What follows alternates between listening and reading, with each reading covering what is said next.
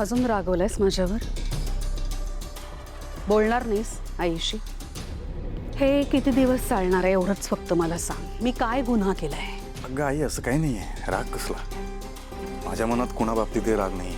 मग लांब लांब का राहतोयस? कधीतरी 2 मिनिटं बस ना माझ्या बरोबर. आई आहे ना मी तुझी. मला विचार ना, कशी आहेस तू? जेवलीस का? मला बरं वाटेल. तेच बोलतोय मी आई. अगं मला जरा एक महत्वाचं काम आहे म्हणून मी जरा घाईत आहे. मी बोलतो तुझ्याशी नंतर. सतत आपलं काम काम काम, नाहीतर तुझी ती ओवी. या घरात दुसरं काहीच नाहीये ना तुझं. का असा वागतोयस? का हा परकेपणा? सारंग सांग ना मला. नाही, खरंच खरंच सांग एकदाचा, मी काय गुन्हा केलाय? अगं मी कुठे परक्यासारखं वागतो आई? मी नॉर्मलच तर आहे. आणि राहिली गोष्ट तुझी काळजी घ्यायची तर आहेत ना बाकीचे लोक. राजकुमार दादा आहे, अमृता वहिनी आहे, मोनिका वहिनी आहे. ते उत्तम पद्धतीने काळजी घेत आहेत. मग माझी काय गरज आहे? त्यांच्यात आणि तुझ्यात जमीन आसमानाचा फरक आहे, हे तुला सुद्धा ठाऊक आहे. तू ऑफिसमध्ये येत नाहीस, बिझनेसमध्ये अजिबात लक्ष घालत नाहीस, म्हणून त्या दोघांवर मला विसंबून राहावं लागतं. नाहीतर माझी इच्छा काय आहे ते तुला चांगलंच ठाऊक आहे. तुझी इच्छा? अख्खं जग तर तुझ्या इच्छेवरच चालतं आई. हा, काय चुकीचं बोललो मी?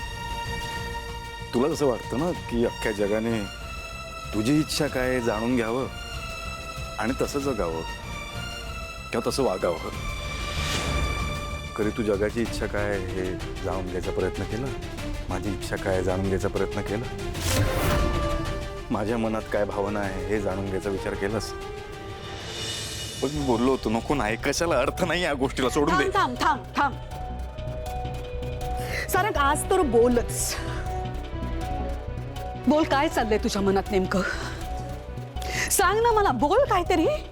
इतकी वर्ष काय दडवून ठेवलंयस मनात? मन मोकळं कर.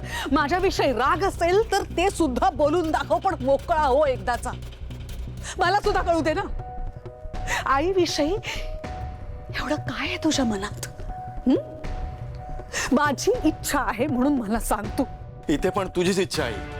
मला नाही वाटत आहे आत्ता बोलावं, पण तुझी इच्छा आहे की मी बोलावं. सगळीकडे तुझीच इच्छा आहे. आता मी व्यक्त का व्हावं? कारण तुझी इच्छा, बाकी काय? हे ना शब्दांचे खेळ चाललेत तुझे, बाकी काही नाही. आणि या वागण्याचा मला त्रास होतोय हे कसं कळत नाहीये तुला? मग नको करून घेऊ त्रास. मी बोललो का तुला त्रास करून घ्यायला? नको करून घेऊ. माझ्या मनात तुझ्या बाबतीत काही तक्रार नाही आहे. मी आई आहे तुझी. मला होतो त्रास, पण काळजी वाटते मला तुझी. आणि मला जर का या घरात तुझी काळजी वाटली नाही तर दुसरी कोणाला वाटेल मला सांग. म्हणून जीव तोडून सांगतेय कधीपासून तुला, जे काय झालं ते एक वाईट स्वप्न होतं, भूतकाळ होता म्हणून विसरून जा. नव्याने आयुष्य सुरू कर. पण नाही, ऐकतच नाहीयेस. अरे माझी शेवटची इच्छा म्हणून तरी ऐक.